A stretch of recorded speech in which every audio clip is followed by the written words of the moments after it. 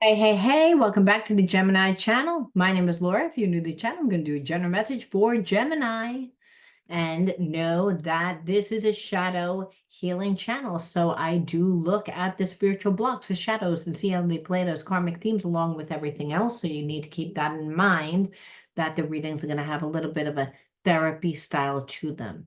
Now, any important information about the channel you can find in the description box. If you're someone that's in need of shadow coaching, sign up to be on my wait list. October 1st is the great reveal. And I've been working on this project for a really long time.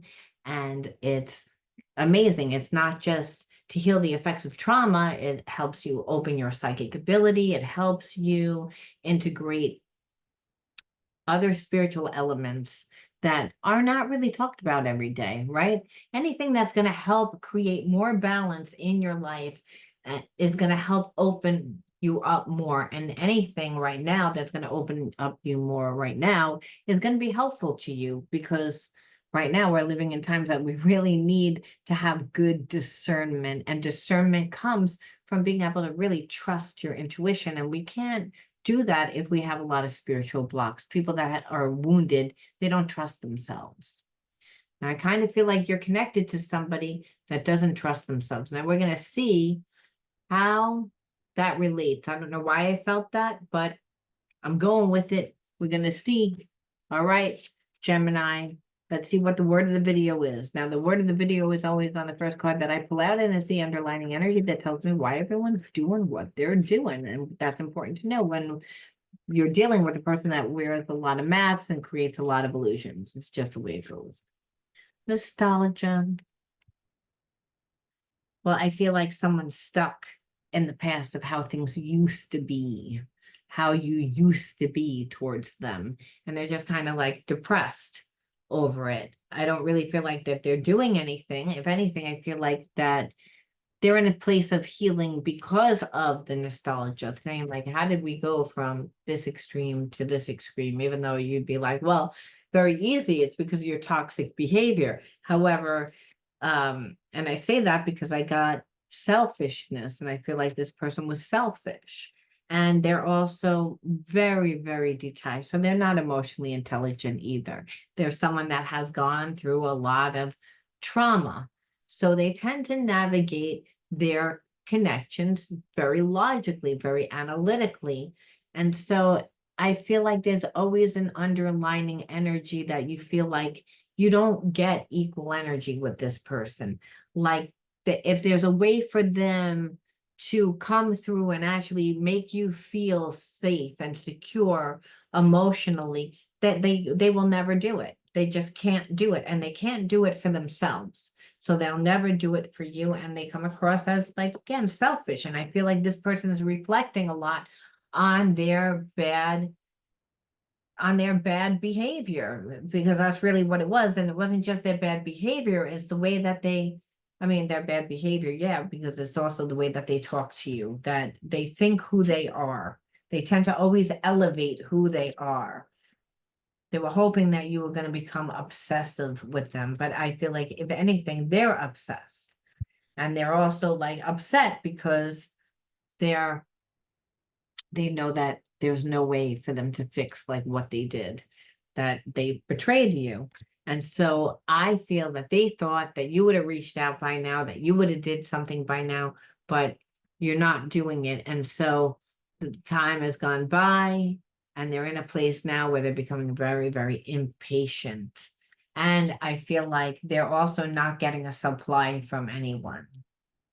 This is just the energy there. Like, usually they might have someone on the back burner, they're talking to someone else. No, this person really is by themselves.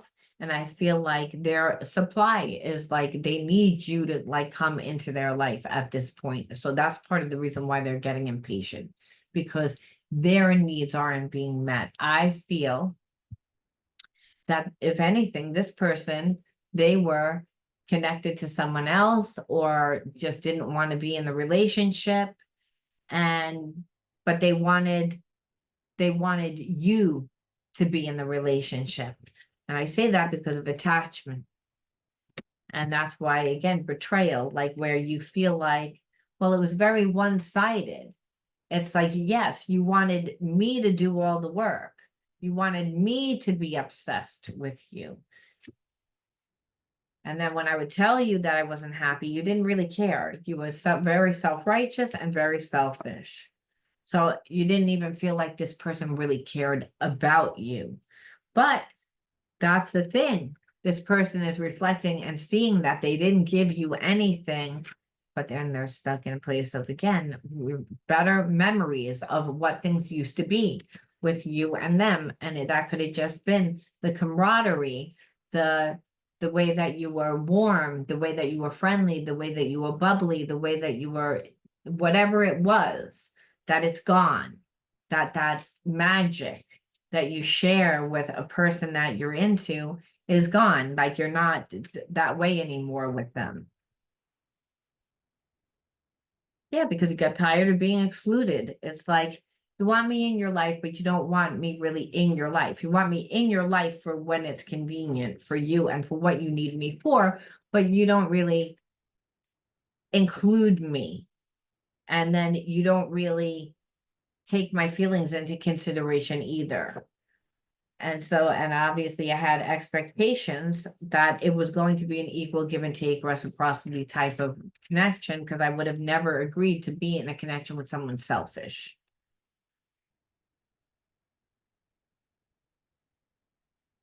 Yeah, and it's like, and then because you ask for what you need, this person has the audacity to judge you, say, oh, you're too sensitive, you ask for too much, or they'll turn around and say, make it like they downplay the connection. That, well, we weren't that close back then, or I didn't think that I needed to do that. I mean, instead of, again, any opportunity that this person could show up in your life to with an open heart to show you how they cared, they deliberately didn't do it. And then when you would call them out on it, which people normally do, because they feel like, oh, they're not going to call me out on it because they would be too embarrassed. It's like, you're not too embarrassed. You call them out on it. And then it's like, I feel like you got punished for calling them out on it. And then on top of it, gaslighted, like it's like you're asking for too much. Like you're not worth all that. And so what happened is like it ruined the relationship, like to the point that the passion is gone. And this is what this person feels. They actually can feel that you're not really into them anymore. And that is making them scared because they know all their power lies in the fact of whether or not you would stay hooked on them, whether or not you would be obsessed with them. And I feel like at one time and you might not have been obsessed, but you gave this person time. And then they had a lot of other people in their life, people on the back burner, people on the front burner, people on the side burner. So they got an inflated ego.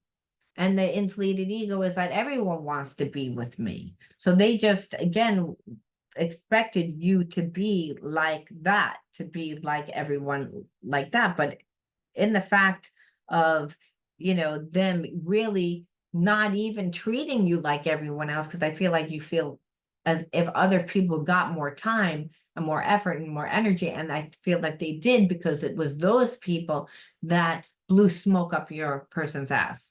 But it was those people that didn't mind like being disrespected and don't have the dignity or the self-worth. So of course, to everyone else, your person's going to make it look like, oh, see, like the problem's you. The problem isn't me. The problem's you, because I don't have a problem giving, but they weren't giving enough to those people. And they were staging it just so, and mainly staging it to get underneath your skin, because that's how this person is. It's like, well, I'm going to try and manipulate the situation. And that's what you saw. And that's why this person's angry and they feel powerless because it brought up all the resentment of all the past relationships that went south, which is why this person feels the need to control. And they're just an angry person. And they're angry because they want to feel powerful. They don't want to feel weak. they think that they're smart. They feel like they're 10 steps ahead, that they strategize, they manipulate, that's how they navigate their life. And what you showed them is they're not that smart. So of course, this person's angry, and they're angry because they're really imbalanced, and they're imbalanced because of just past relationships that they haven't healed, their ego distorting who they are and how everyone sees them. Because people that get close up and that have worth to them, and when I say worth, it is people that pour into themselves and know that they have worth, can see right through this person. They only hang out with low vibe people, so that whatever is mirrored back to them is like they look like they're successful. And I'm not saying that you're low vibe, but understand, if you're not low vibe, you're not going to be giving that much to this person. So they're always going to run to the low vibe person to get.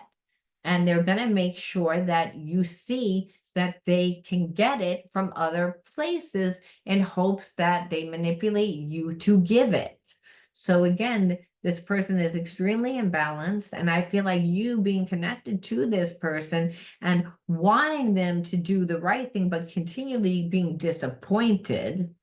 And again, a little bit fearful because you're like, I don't know exactly who you are or what you're going to do or how stable you are or how you don't make me feel emotionally safe. So your energy couldn't be on yourself, and it was keeping you in a place of disappointment, which was lowering your vibe. And that's why you were like, this is going to begin to affect every area of my life, because this is how this person plays it. They're not going to give in. They want what they want, and they'll play the games until they can get it. They knew what I expected, but they weren't honest. And this person's not going to be honest. It's like they have a low character. People that have a lot of shadows, they have low character. They're always coming from a place of survival. They're always coming from a place of that. You think I'm not listening to you, but I am. I hear everything that you say and even replay our conversations in my head. However, I can't be emotionally intelligent enough to have a conversation with you. I won't be deep about it. This is what it is. This is why you think that this person doesn't listen to you. And so it's almost like anything that's going to make this person have to go deep, to be vulnerable, to show compassion, to, again, it's like they're gonna fight it. They're gonna fight it. It's like that, but the thing is, they do have a very strong connection to you, which is obviously why they're showing up in the reading. Because it's like amazes me when we say the same thing at the same time, finish each other's sentences. And if that doesn't happen, it's just they see signs and synchronicities and things remind them of you, and they just feel as if you guys would make like a good team, like a good, because of the way that you are, and the way that you are is, I feel, when you're in your energy, your good balanced energy, you're a nurturer, you're nice, you're kind, you're intuitive, where this person tends to not be like those things. They're not nurturing. So of course they're looking at you through their distorted perception of how great you'd be for me. Yes, we do have a great camaraderie, but I feel like you're someone that has a good camaraderie with everybody, to be honest with you. And the problem is that this person doesn't believe that they deserve you. They don't they know that they don't really deserve your love. And they'll always be worried that you'll leave them. And it's because they're insecure, which is why they need things to look a certain way and to be a certain way. So it doesn't mean that they don't have connection. It means that they fight with themselves in not really knowing how to handle this situation. Because part of them wants to come back, the other part of them doesn't. It's like there are subconscious fears affecting their ability to love and have abundance, and the universe is helping them, make them conscious so that they can make them like heal them is what they feel. So it's like they know that this connection is of a higher consciousness. They know that it's a spiritual one because they tried to walk away. They tried to again downplay it. They know that they destroyed this connection. When you really look at it, but they're forced to see what they did. But it doesn't mean that they don't have feelings. They just have a very hard time surrendering. See, it says surrender brings us together faster than resistance, but they still resist. And it's because they want control. So when I ask, is this person coming back? What it says is, oh, look, I am walking home to you. I'm not sure where I am on the path, but I am walking it. So they feel as if they're going to wind up back with you. Now, is that true? I mean, listen, this person tends to have a very inflated ego. And it's because, again, they've dated a lot of people. They had people on the front burner, the back burner, the side burners, like I said. So I feel as if this person is insecure, but it's like they're a little bit in their ego place because they're like, well, I have a connection, and so it has to work out. However, it's like when I ask, will will it work out?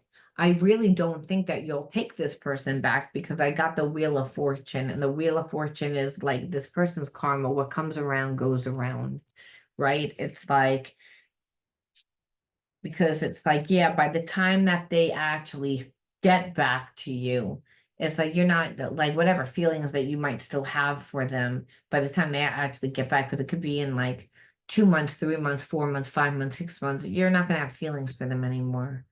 And because they left you lonely for too long, they excluded you from everything for too long. They were closed off for too long and disconnected for too long, that at this point you're like, and you've already done the healing. So there's a part of you that's like, I don't like, it's your karma. You took too long to come back. You didn't nurture the connection. You didn't, and I've already done the healing. I'm not willing to go back into the situation with you, at this point, because you're not even 100% healed. They want what they want, and there is a connection, but they're not happy that they have to do the work about it. And that's not somebody, again, when it's unconditional love, you have to surrender your ego. This person is having a very hard time surrender their ego. They're being led more by their anger, more by their resentment than they are with their heart, is what I see here. And that it would not be a healing type of connection. That's one where the person again wants to dominate. They want to control. And that's why they're in balance, because they really can't do it. They can't do it with you. They can't create an attachment with you. Again, you saw that they're just too selfish, and that's why they feel powerless. It's like they know that they messed it up with you. They know that the opportunity to fix this is like so far gone. There's no way to really recover, and that they'll still come towards you. But like I said, it's almost like, why bother by the time that they do? So when we ask, why did you attract this person into your life? The first card that you could see like literally jumped out was lies and secrecy. Lies and secrecy. That's first card. Second card is hope. Third card is dance. Fourth card is protection. Anchor. Fifth card, one more. Resilience. These are the inner child cards. We always need to ask, hey, like, you're a mirror of who and what comes into your life. Why would you like invite this like, why would the universe invite this person into your life? Why would they like bring this person into your life? What is the point? And what we see here is, again, no support, anchor, lies and secrecy. So some of you might have grown up in an alcoholic family. grew up, again, needing to like protect a lie. And so in that, did not create yourself. It's again, have wounds because of the lies and the secrecy. And the no anchor is support. So not having support. And why I say that is also because protection, like, didn't feel safe. So again, if you grew up in an alcoholic family where sometimes the person was rageful sometimes, or if the person wasn't an alcoholic, they were just rageful sometimes. They were off. It's, again, it didn't make you feel safe. The support anchor is support. Like what we see here is like father and son. So again, it could be your father. It could be, again, the main person that created support in your family. That could be a mother. It doesn't matter. However, it wasn't there. There was no protection for you. You had to learn how to be resilient. You got resilience, that gift, from growing up in childhood, because no one was going to do it for you. No one was going to protect you. No one was going to create stability. You learned how to go with the flow. This is dance, whether or not you see it. And you had hope, right? It's like, that's something, these are gifts. Hope is a gift. Dance is a gift. Resilience is a gift. So again, I feel like you took your gifts and you created support for yourself. Protection is, again, having good discernment from this person. It's like, and I feel like that's what happened. And again, you don't want to be in a relationship where you have to protect like a lie.